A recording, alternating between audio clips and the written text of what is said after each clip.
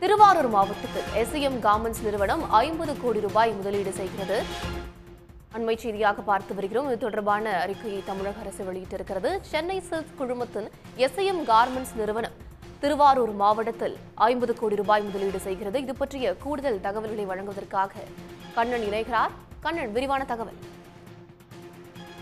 திருவாரூர் மாவட்டத்தில் 50 கோடி ரூபாய் முதலீட்டில் 250 நபர்களுக்கு வேலை வாய்ப்பு அளிக்கும் வகையில் ஒரு முதலீட்டு ஒப்பந்தமானது தமிழ்நாடு முதலமைச்சர் மு.க.ஸ்டாலின் முன்னிலையில் சென்னை தலைமைச் செயலகத்தில் கையெழுத்தாகியுள்ளது.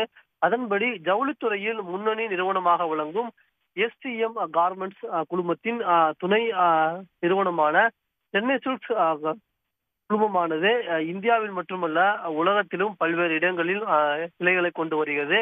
இந்த நிறுவனம் 50 கோடி ரூபாய் முதலீட்டில் 250 நபர்களுக்கு வேலை வாய்ப்பு அளிக்கும் வகையில் திருவாரூர் மாவட்டத்தில் ஆடை உற்பத்தி அலகு அமைத்துட திட்டமிட்டுள்ளது.